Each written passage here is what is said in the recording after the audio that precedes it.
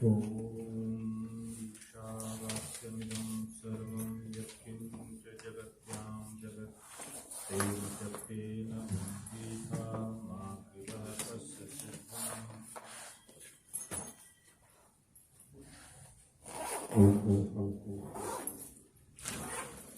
हम सबके बीच में अपने आशी राशि से हम सबको अभिषिक्त कर रहे हैं पूज्यपाद स्वामी जी महाराज, जिनके सुमधुर भजनोपदेशों का हमने मिलकर के श्रवण किया। आर्य समाज के यशस्वी महोपदेशक आदरणीय श्री भ्राता कुलदेव जी और उनके सहयोगी वृंद गुरुकुल में अपने ज्ञान से सबको अभिसिंचित कर रहे आदरणीय आचार्य भीम जी, उपस्थित ब्रह्मचारीगण,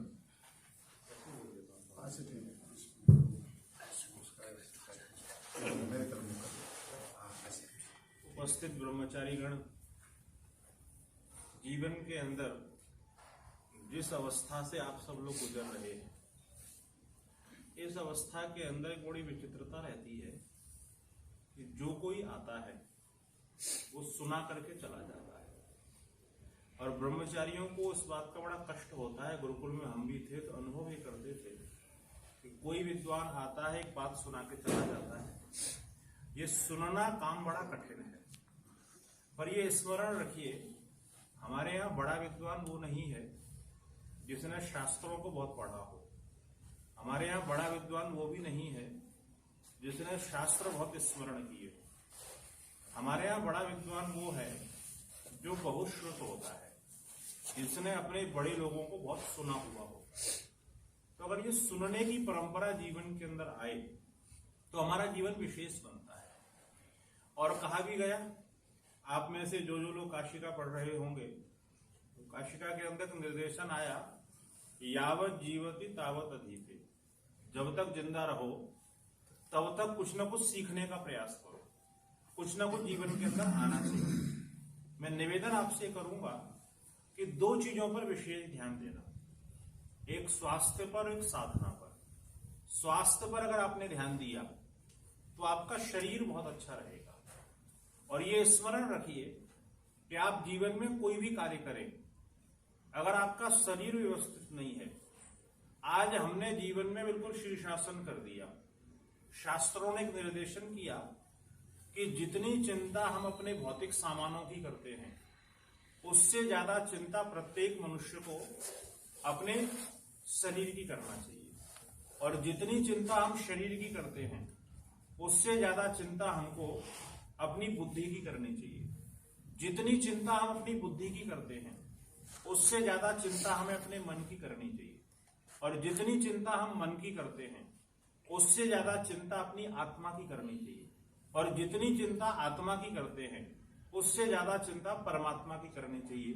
उसको विशेष रूप से जीवन के अंदर स्थापित करना चाहिए। आपके पास दुनिया के सारे ऐश्वर्य हों और अगर आपका शरीर स्वस्थ नहीं है तो उन ऐश्वर्यों की कोई कीमत नहीं है। और अगर आपका शरीर स्वस्थ है, दुनिया के सारे ऐश्वर्य हैं आपके पास में, लेकिन यहाँ का एक स्क्रू खराब हो जाए तो आदमी के जीवन में ना तो शरीर की कोई कीमत है, ना ऐश्वर्यों की कोई कीमत है। कोई व्यक्ति का शरीर बहुत अच्छा हो, दुनिया के ऐश्वर्य भी सारे उसके पास में हैं, और उसके पास में बुद्धि भी बहुत अच्छी है, सुतीक्ष्ण बुद्धि है, एक बार में किसी चीज को ग्रहण कर लेती है। लेकिन उस व्यक्ति का मन बड़ा खराब हो, मन के अंदर बड़ा दूषण हो, मन के अंदर वासनाएं पनप रही हो, मन के अंदर बुरे भाव पनप रहे हो, तो उसके ये सारे के सारे गुण बेकार हो जाएंगे। तो मन की बड़ी चिंता करना, और मन को अगर आपने सुमन बना लिया, लेकिन पर आप सोचें, ऐश्वर्य भी हो, शरीर भी अच्छा हो, बुद्धि भी अच्छी हो और मन भी आपका अच्छा हो, लेकिन शरीर से आत्मा निकल जाए, आत्मा चली जाए, तो इन सब की कोई कीमत नहीं है। तो इन सारी चीजों से ज्यादा चिंता अपनी आत्मा की करना। और आपकी आत्मा भी हो लेकिन ईश्वर जीवन के अंदर नहीं है, तो ऐसे व्यक्ति के जीवन की भी कोई कीमत नहीं है। तो इसलिए ये क्रम अपने जीवन के अंदर रखना और ये कोशिश करना कि जहां हम शास्त्रों को पढ़ने में परिश्रम कर रहे हैं, वहीं पर शरीर को भी व्यवस्थित करने का श्रम करें, मन और बुद्धि को व्यवस्थित करने का प्रयास करें। यजुर्वेद का भावार्थ करते हुए, भाष्य करते हुए एक जगह ऋषि दयानंद व्याख्यान करते हैं कि दुनिया के लोगों एक बात का स्मरण अपने मन के अंदर रखना कि अगर आपको शरीर का सुख चाहिए तो आपको शरीर का पुरुषार्थ करना ही पड़ेगा। अगर आपको बुद्धि का सुख चाहिए तो आपको बुद्धि का पुरुषार्थ करना पड़ेगा। आपको मन का सुख चाहिए तो आपको मन का पुरुषार्थ करना पड़ेगा। और अगर आपको आत्मा का सुख चाहिए तो आपको आत्मा का पुरुषार्थ करना पड़ेगा। कोई ये सोचे कि मैं बहुत पढ़ूंगा उससे मेरा शरीर बड़ा बलवान हो जाएगा, तो ऋषि कहते हैं नहीं हो सकता है। आपको शरीर बलवान करना, उसके लिए अलग परिश्रम करना पड़ेगा। तो जिस जीवन से हम सब गुजर रहे हैं, आप सब गुजर रहे हैं, उस जीवन के अंदर ये ध्यान रखना कि आपका जो पुरुषार्थ है, आपका जो समायोजन है, वो 4 क्षेत्रों के अंदर चलना चाहिए।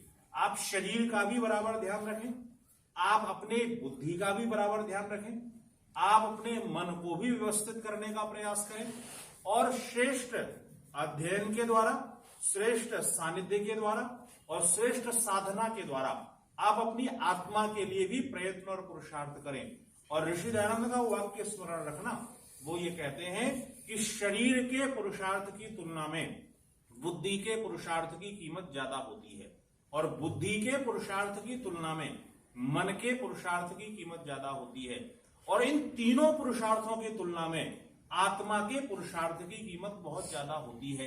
अगर हमारा ये आत्मा का पुरुषार्थ अछूता रह गया तो शास्त्र बहुत पढ़ लेना, उसी गधे की तरह होंगे। चाहे उसके ऊपर चंदन ला दो तो वो सुगंध से प्रसन्न नहीं होता, और मिट्टी ला दो तो उससे दुखी नहीं होता। शास्त्र बहुत ज्यादा हो ये अच्छी बात है, शास्त्र के साथ साथ में साधना का विशेष ध्यान रखना, आध्यात्मिक उन्नति के लिए विशेष प्रयत्न करना। और आपसे निवेदन करूंगा कि उसका प्रारंभ अभी से कर देना। ये मत सोचना कि हम क्या करते हैं, क्रम बाई क्रम करते हैं। पहलवानी कर रहे हैं तो केवल पहलवानी कर रहे हैं, शरीर का ही ध्यान रख रहे हैं। अगर हमने शास्त्र पढ़ना शुरू किया तो केवल शास्त्र पढ़ रहे हैं, न शरीर की चिंता है न आत्मा की चिंता है। कई आध्यात्मिक बन जाते हैं लेकिन उनको शास्त्र से कोई लेना देना नहीं होता, स्वास्थ्य से कोई लेना देना नहीं होता। तो विद्यार्थी जीवन के अंदर, ब्रह्मचर्य आश्रम के अंदर आपको हर चीजों का संग्रह करना है, विद्या का भी संग्रह करना है, शरीर को सुव्यवस्थित करने के लिए भी प्रयत्न करना है, और आत्मा के विकास के लिए आध्यात्म को भी जीवन के अंदर लेकर के आना है। और ये स्मरण रखना, अगर इस 12 वर्ष की अवस्था से लेकर के और 25 वर्ष की अवस्था तक आपने इन 13 वर्षों में अगर परिश्रम कर लिया तो आपका आगे आने वाला जीवन जो है वो बड़ा सुखदायी और बड़ा विशेष बनेगा।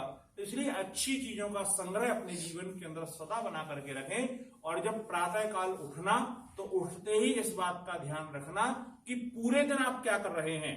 वो इस बात पर निर्भर करेगा कि प्रातः काल 4 बजे अगर आप उठे हैं तो 4 से लेकर के 5 बजे तक का जो समय रहेगा वो 1 घंटे के समय में आप जैसा सोचेंगे, जैसी क्रियाएं करेंगे, आपके बाकी के जो 23 घंटे हैं वो वैसे ही व्यतीत होने वाले हैं। तो इसलिए प्रयास ये करना कि जब प्रातः काल आप उठें तो उठने के 1 घंटे तक का जो समय है उस समय के अंदर मन में कोई भी बुरे विचार मत आने देना, शरीर से कोई भी बुरे कर्म मत होने देना, वाणी से कोई भी अपशब्द मत बोलना।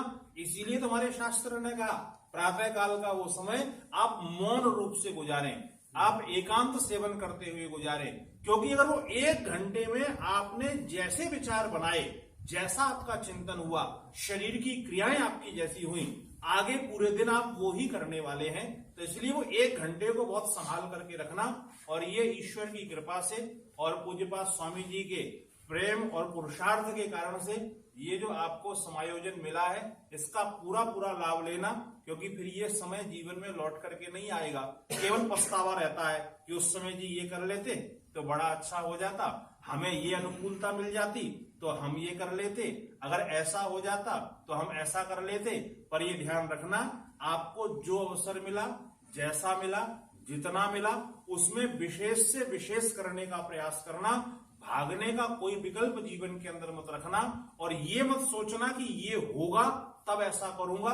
विदुर जी कहते हैं किसी के सोचे अनुसार वातावरण दुनिया में कभी नहीं बनता है, उसको आपको अपने अनुकूल बनाना पड़ता है। तो ये मत सोचना कि कोई आपको अनुकूल वातावरण बना करके उन्नति का देगा। वो वातावरण हमको स्वयं निर्मित करना पड़ेगा। तो वो वातावरण आप निर्मित करें। योग्य गुरुओं का आपके ऊपर सानिध्य है, पूज्यपाद स्वामी जी की आपके ऊपर कृपा है। इस कृपा का पूरा पूरा आप लाभ उठाएं। इन्हीं शुभकामनाओं के साथ में आपके बीच में और पूज्यपाद स्वामी जी का यह सानिध्य मुझे प्राप्त हुआ। पूज्यपाद स्वामी जी महाराज का मैं आभार व्यक्त करता हूं और ये सुंदर सा समायोजन यहाँ पर हो रहा है उसके लिए मैं अपनी प्रसन्नता व्यक्त करते हुए और आपके जीवन के अंदर उन्नति आए ऐसी ईश्वर से प्रार्थना करता हूं। इन्हीं शब्दों के साथ आपको बहुत बहुत धन्यवाद। बहुत बहुत